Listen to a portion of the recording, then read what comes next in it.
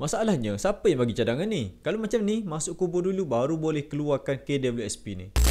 Baru-baru ni, ramai yang utarakan tentang isu KWSP bila ada pihak mencadangkan pengeluaran penuh KWSP ni hanya dibenarkan bila dah capai umur 65 tahun. Saya tengok ramai yang setuju, tapi ada juga ramai yang saya tengok ada yang marah. Jadi, dalam video ni saya nak bagi pandangan sikit apa sebenarnya kebaikan dan keburukan kalau KWSP ni hanya boleh dikeluarkan sepenuhnya pada umur 65 tahun. Untuk kita faham isu ni, kita kena tahu dulu. KWSP ni atau nama panjangnya Kumpulan Wang Simpanan Pekerja adalah sejenis tabung simpanan wajib untuk pekerja sektor swasta atau pekerja kerajaan yang pilih skim KWSP. Biasanya, duit ni boleh dikeluarkan bila kita dah capai umur 55 atau 60 tahun berdasarkan skim yang dipilih lah. Tapi, kalau umur pengeluaran penuh dilanjutkan ke 65 tahun, ini bermakna kita hanya boleh sentuh semua duit tu selepas umur 65. Persoalan utama, adakah ni langkah bijak atau menyusahkan rakyat? Mari kita mulakan dengan kebaikan dulu. Untuk kebaikan ni, saya nak highlight dua benda je. Okey, yang pertama, kalau kerajaan benarkan duit KWSP ni hanya keluarkan pada umur 65, sebenarnya secara tak langsung ia dapat bantu stabilkan ekonomi negara. Bila duit dalam KWSP ni kekal lama dalam sistem, KWSP ni boleh terus labur dalam projek pembangunan dan pasaran saham tempatan. Secara tak langsung, benda ni boleh bantu tingkatkan kestabilan ekonomi negara untuk jangka masa yang panjang. Yang kedua, dividen terus berkembang. Sebenarnya, duit dalam KWSP kita ni akan terus berkembang dengan hasil dividen. Jadi, lebih lama kita simpan, lagi banyak hasilnya. Tapi korang rasa berbaloi tak kita nak tunggu sehingga umur 65? Sekarang, kita tengok pula keburukannya. Keburukan ni banyak yang saya nak highlightkan. Yang pertama, benda ni akan menyusahkan mereka yang perlukan duit dengan lebih awal.